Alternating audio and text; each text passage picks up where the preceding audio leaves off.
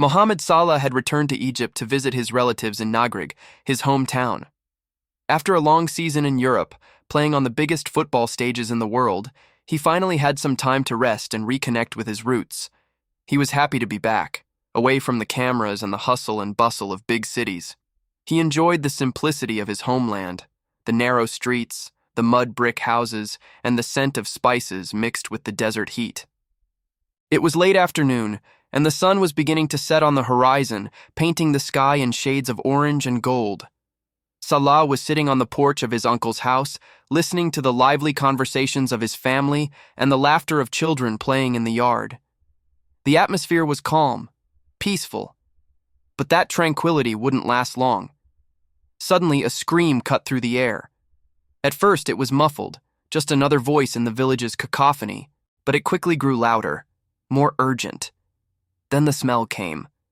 A strong odor of smoke began to fill their nostrils, and before anyone could react, a bright glow appeared in one of the neighboring houses.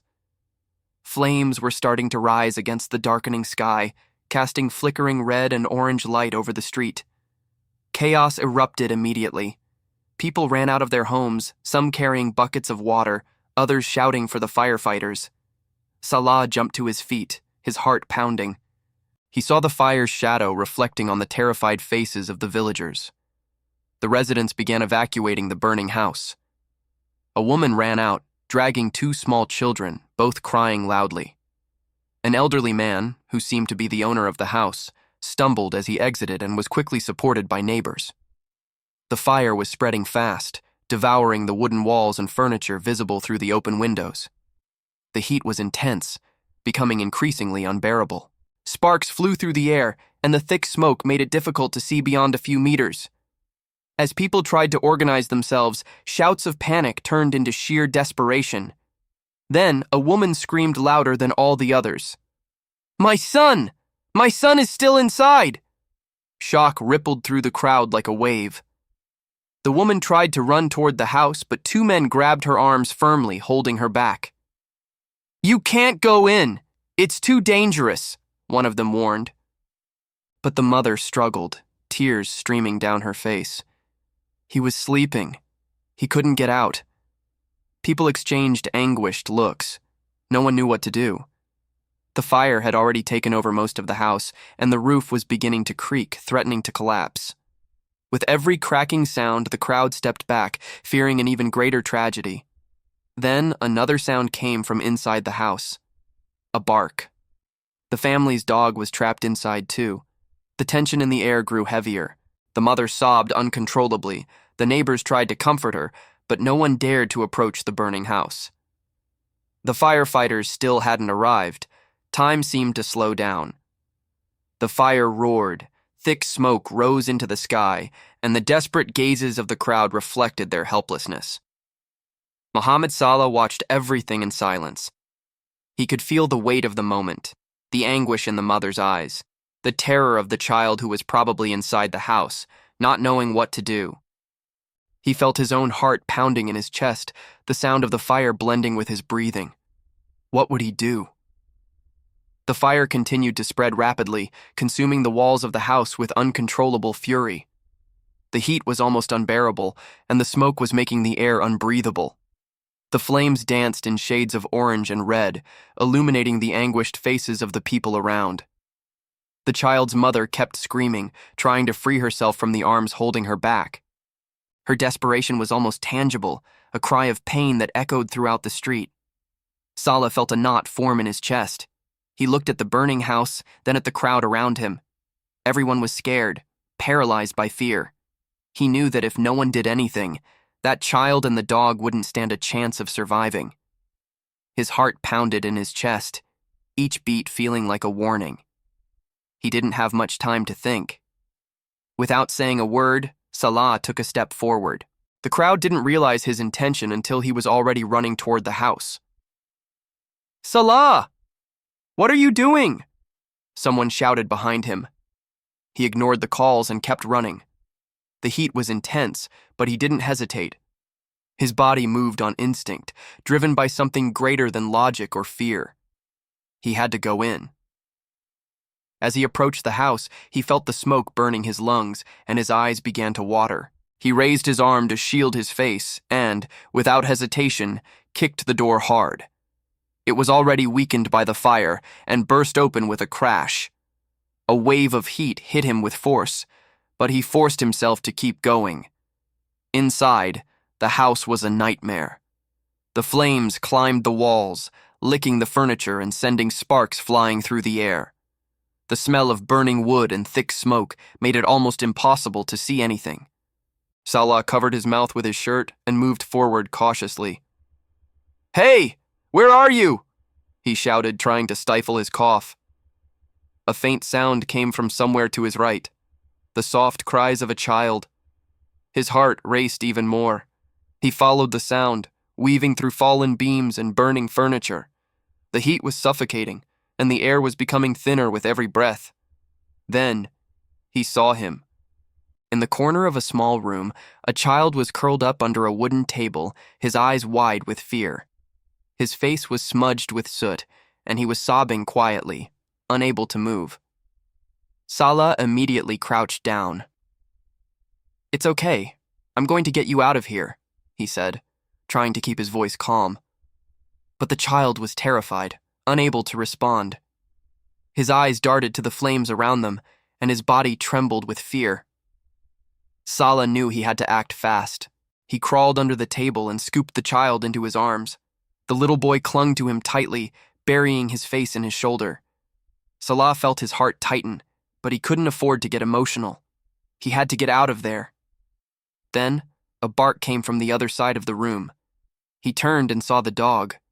A small, dark-furred mutt was trapped in a corner of the room, barking desperately. The animal trembled and pressed itself against the wall, not knowing where to run.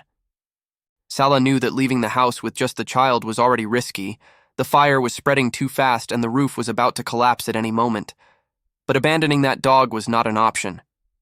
He took a deep breath and, with the child still clinging to him, reached out toward the dog. "Come on, buddy. Come with me."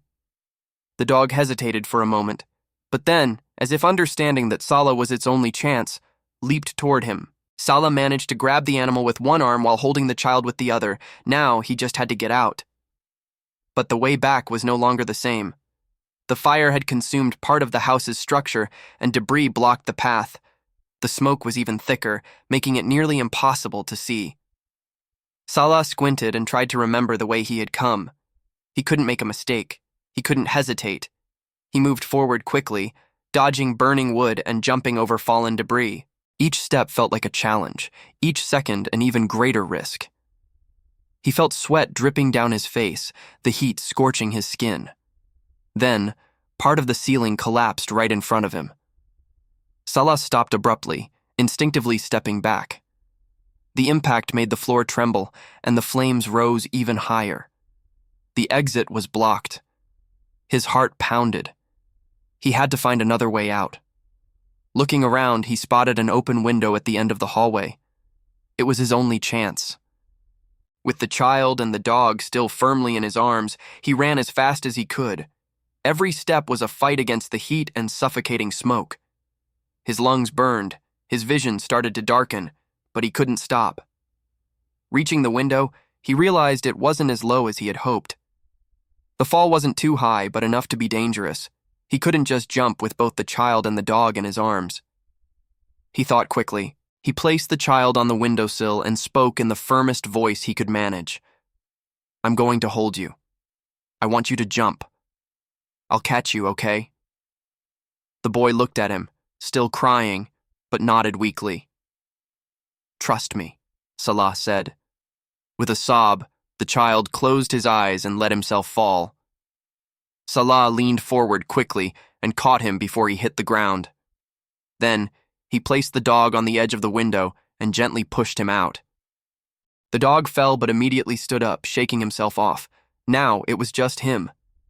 But before he could jump, he heard a creaking sound above his head.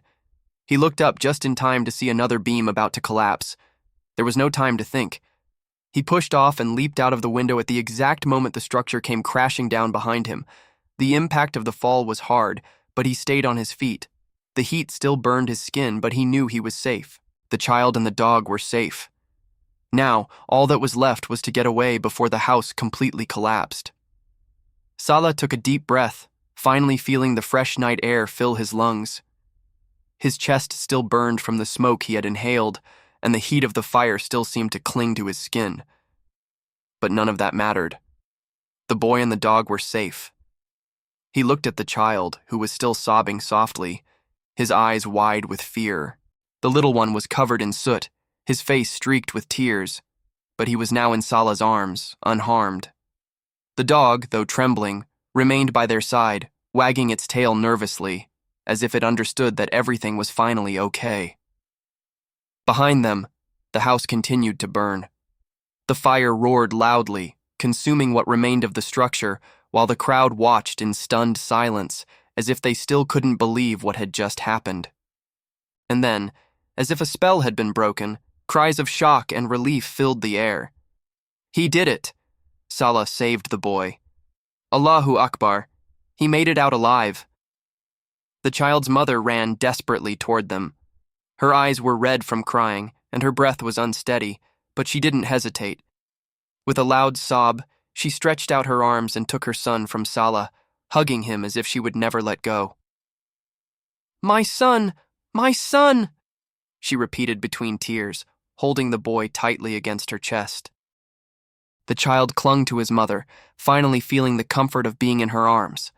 Salah took a step back, allowing them their moment, but before he could say anything, the woman turned to him, her eyes shining with a mix of gratitude and disbelief. "You saved my son." Her voice trembled. She fell to her knees before Salah, her hands shaking as she clutched the hem of his shirt. "May Allah bless you. May He protect you forever," she cried, tears streaming uncontrollably. Salah felt a lump in his throat. He didn't want thanks, didn't want to be treated as a hero. He had simply done what needed to be done. Before he could respond, he felt someone grab his arm. When he turned, he saw it was one of the neighbors, an older man with teary eyes.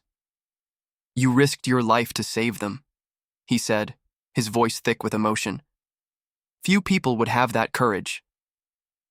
Salah lowered his gaze for a moment, taking a deep breath. "I couldn't just stand by." Not when I knew someone was still inside.